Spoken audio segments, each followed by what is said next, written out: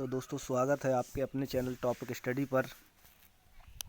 देखिए UP board की परीक्षाएं 16 फरवरी से होना निश्चित हुआ है और इसमें जो हिंदी के पहला पेपर हिंदी का है आपका, उसमें से कुछ प्रश्न हमारे यहाँ पर स्टूडेंट पढ़ते हैं। उन्होंने पहले अभी जो प्री बोर्ड के रूप में परीक्षाएं कॉलेज में हुई थी उन्हें करके आए हैं, और उसमें से जो उन्होंने इस बार जो क्या है, इस बार अब की बार ऑब्जेक्टिव 20 नंबर के जो क्वेश्चन हो रहे हैं, तो इससे स्टूडेंटों को अच्छी परसेंटेज के साथ पास होना अनिवार्य है।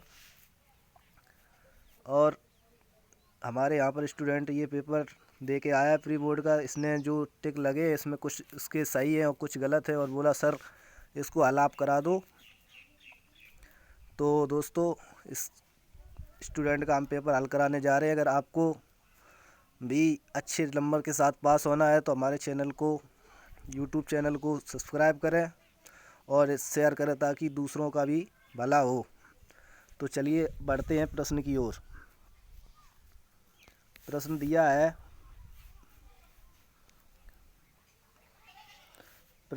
है आचार्य रामचंद्र जी शुक्ल किस युग के लेखक हैं।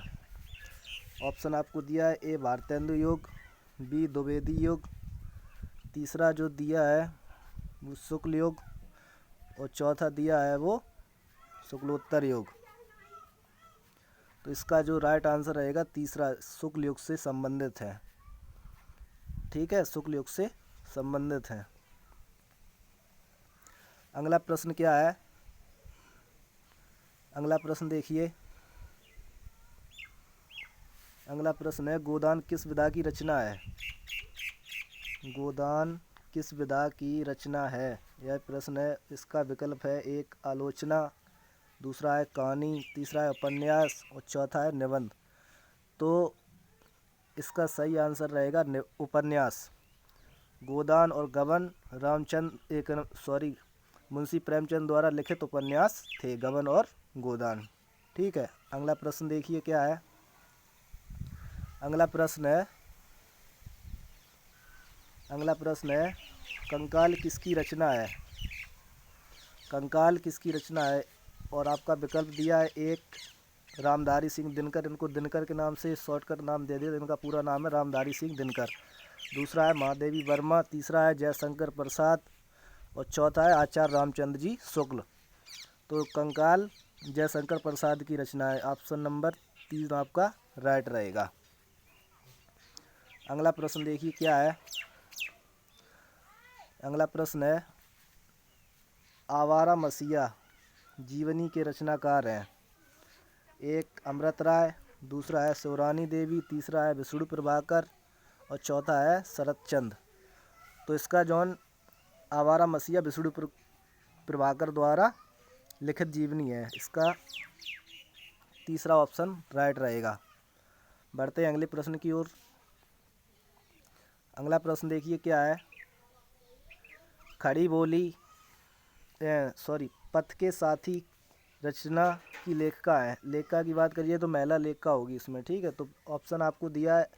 ऑप्शन नंबर 1 आपका है ममता कालिया, ऑप्शन नंबर 2 है आपका मीराबाई, ऑप्शन नंबर 3 है आपका महादेवी वर्मा, ऑप्शन नंबर 4 है मन्नू भंडारी।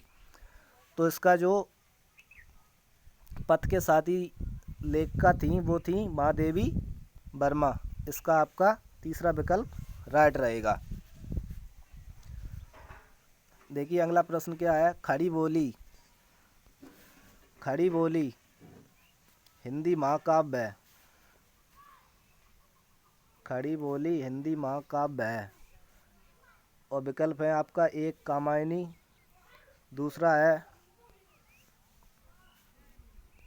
है आपका विकल्प एक कामायनी है, दूसरा है पृथ्वीराज रासो, तीसरा है प्रिय प्रवास और चौथा है साकेत।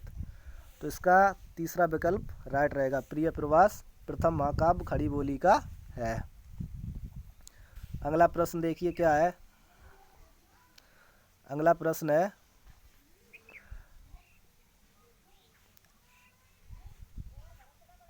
राष्ट्रकवि राष्ट्रकवि किसे कहा जाता है, ये प्रश्न है। और आपको विकल्प दिए हैं, ए जयशंकर प्रसाद, विकल्प नंबर 2 है आपका गुलाब राय, विकल्प नंबर 3 है मैथिली शरण गुप्त, विकल्प नंबर 4 है हरिऔध। तो इसका जो तीसरा विकल्प है, राष्ट्रकवि के रूप में मैथिली शरण गुप्त और रामधारी सिंह दिनकर को माना जाता है। अगर दूसरा आपका आए तो उसमें क्या है, रामधारी सिंह दिनकर। अगला प्रश्न देखिए क्या है। अगला प्रश्न आपका है, यामा किसकी रचना है, रचना किसकी है जो कि ज्ञानपीठ पुरस्कार से पुरस्कृत है। तो ध्यान रखना है, यामा विकल्प आपको दिया है रामधारी सिंह दिनकर, दूसरा दिया है आगे, तीसरा दिया है महादेवी वर्मा और चौथा दिया है सुमित्रा नंदन पंत। तो यामा महादेवी वर्मा की रचना है। ऑप्शन नंबर आपका 3 राइट रहेगा। अब देखिए अगला प्रश्न क्या है, छायावाद युग का समय कब से कब तक है। और विकल्प आपको दिया है, एक है 1857 ईस्वी से 1900 तक, दूसरा है 1900 ईस्वी से 1918 तक, तीसरा है 1918 से 1938 तक और चौथा है इनमें से कोई नहीं। तो इसका जो राइट आंसर रहेगा वो छायावादी युग था 1918 से 1936 तक। तो इसमें चौथा ऑप्शन आपका राइट रहेगा, इनमें से कोई नहीं दिया है। ठीक है, अगला प्रश्न देखिए क्या है।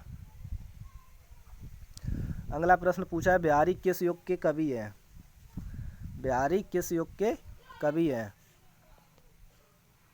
और विकल्प आपको दिया है, एक आदिकाल, दूसरा दिया है भक्ति काल, तीसरा दिया है रीतिकाल और चौथा दिया है आधुनिक काल। तो इसमें जौन बिहारी कवि जो संबंधित थे वो किस काल से संबंधित थे, रीतिकाल से। आपका विकल्प नंबर 3 सही रहेगा। अगला प्रश्न देखिए क्या है। अगला प्रश्न देखिए है आपका, करुण रस का स्थायी भाव है। करुण रस का तो स्थायी भाव सभी स्टूडेंटों को पता होता है कि इसका स्थायी भाव शोक होता है। इसका विकल्प आपका राइट रहेगा, शेष ये आपके गलत है। ठीक है, अब देखिए बढ़ते हैं अगले प्रश्न की ओर। यहाँ पर एक छात्र ने क्या किया, जो इसने यहाँ पर यमक लिखा था, इसने यमक को काट दिया था, इससे समझ में नहीं आया क्वेश्चन। चरण कमल बंधु हरराई, चरण कमल बंधु हरराई पंक्ति में कौन सा अलंकार है, एक यमक, रूपक, उत्प्रेक्षा, श्लेष। क्योंकि इसमें चरणों की तुलना किससे की, कमल से, तो इसमें रूपक अलंकार होगा। विकल्प नंबर आपका 2 सही रहेगा। अब देखिए बढ़ते हैं अगले प्रश्न की ओर। अगला प्रश्न क्या है। अगला प्रश्न आपका है, त्रिफला का समास विग्रह है, एक 3 फलों का मीठा होना, दूसरा है 3 फलों का समूह, तीसरा है 2 फलों का समूह और चौथा है अमृत फल का समूह। तो याद रखना, त्रिफला जो समास विग्रह है, पहले तो इसमें द्विगु समास है क्योंकि संख्या पूछी गई है, तो इसमें आपका 3 फलों का समूह। ऑप्शन नंबर 2 आपका राइट रहेगा। अगला प्रश्न देखिए क्या है, रोला छंद के चरण में कितनी मात्राएं होती हैं। तो दोस्तों ध्यान रखना, रोला छंद में 4 चरण होते हैं और प्रत्येक चरण में कितनी मात्रा होती हैं, 24। शेष ये आपके गलत है। अगले प्रश्न की ओर बढ़ते हैं। देखिए इसमें मूल शब्द जो बताया गया, इसमें क्या पूछा गया, उपसर्ग पूछा गया। तो अनपढ़ में मूल शब्द है, क्या है, अन। ऑप्शन आपका 1 सही रहेगा, शेष 1 ऑप्शन आपका सही रहेगा और शेष आपके गलत रहेंगे। ठीक है, अगला प्रश्न देखिए क्या है, कविता शब्द, कविता शब्द में कौन सा प्रत्यय है। तो इसमें प्रत्यय की बात की जाए तो पीछे के जो शब्द होते हैं उसे लिया जाता है। तो इसमें आपका विकल्प नंबर 1 सही रहेगा, शेष आपके गलत रहेंगे। ठीक है, शेष आपके गलत रहेंगे। अगला प्रश्न देखिए क्या है। अगला प्रश्न आपका है, खेत का तत्सम रूप है। विकल्प आपको दिया है, ए क्षेत्र, दूसरा दिया है मैदान, तीसरा दिया है कृषि के योग्य भूमि और चौथा दिया है ये सभी। तो ध्यान रखना, खेत का जो तत्सम रूप है उसे क्या कहते हैं, क्षेत्र। विकल्प नंबर आपका 1 राइट रहेगा। ठीक है। अब देखिए अगला प्रश्न क्या है। अगला प्रश्न देखिए क्या है। पानी में मछली तैर रही थी, निम्नांक रेखांकित का पर्यायवाची है। ठीक है, तो मछली का पर्यायवाची क्या है दोस्तों? मछली का पर्यायवाची होता है मीन। ऑप्शन नंबर आपका 1 राइट रहेगा, शेष आपके ये गलत रहेंगे। ठीक है, अगला प्रश्न देखिए क्या है। यत्यादि संधि विच्छेद है, यति धन आदि, यति धन आदि। ऑप्शन नंबर 1 आपका राइट रहेगा, शेष आपके गलत रहेंगे। ठीक, शेष आपके गलत हैं। अब देखिए लास्ट प्रश्न क्या है। फल शब्द का पंचमी विभक्ति एक वचन रूप है, तो उसका क्या होगा? ऑप्शन आपका दिया है, एक फलात, दूसरा दिया है फलाय, तीसरा दिया है फलम, चौथा दिया है फलस।